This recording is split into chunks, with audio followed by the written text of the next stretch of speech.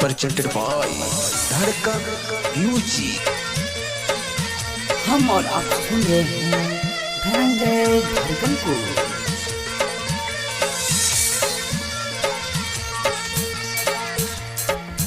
हमारा दादी खुश भइल बा, हमारे महसूस भइल बा। अरे माई रे माई, हमारा दादी खुश भइल बा, अब गे महसूस भइल बा।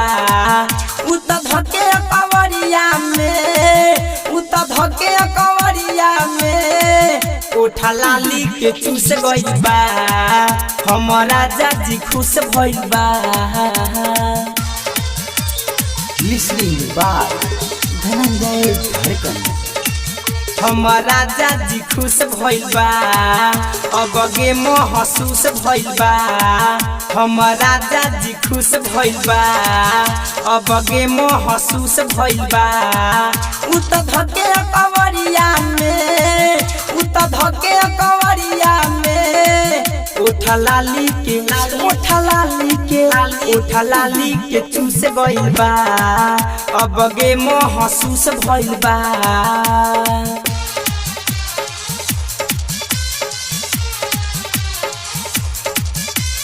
लिसनिंग बाय धनंजय धड़कन।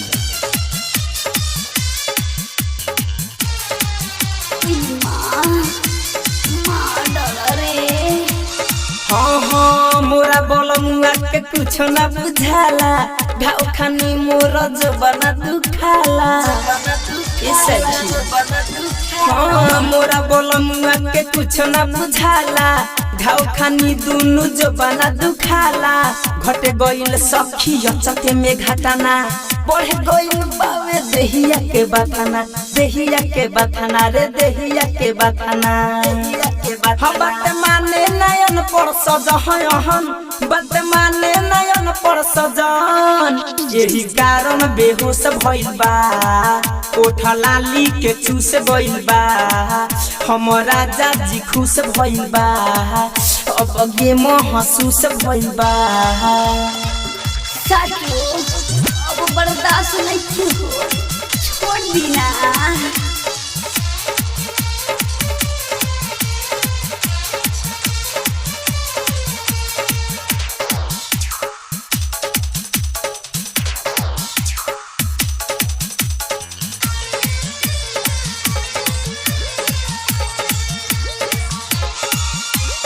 रहे नुरू सल पियावा हमारा हो, हिके भर देखले है मीना बाजार हो। हाँ रहे नुरू सल पियावा हमारा हो, हिके भर देखले है मीना बाजार हो। मुड में अपन बनहिले उ जातारा, का कहीं सखी हो गइले खतरा, गइले खतरा, गइले खतरा। पूरा सिस्टम के दिहले बिगाड़, पूरा सिस्टम के दिहले बिगाड़। वो जगह से छटक गइल बा, हमारा दादी खुश भइल बा।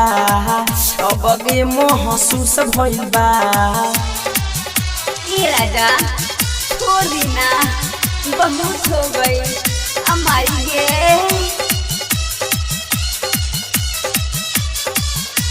लिसनिंग बाय धनंजय धड़कन।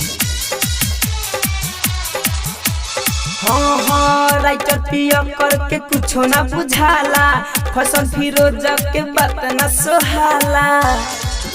अरे सखी हाँ हाँ ये धीरज के कुछ ना बुझाला, विवेक सावन के चाला न सोहाला।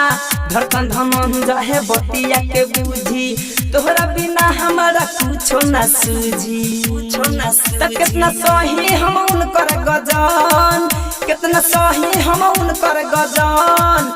यही कारण सटक गइल बा, ओठा लाली के चूस गइल बा। हमारा दादी खुश भइल बा, अब गे महसूस भइल बा। हमारा दादी खुश भइल बा।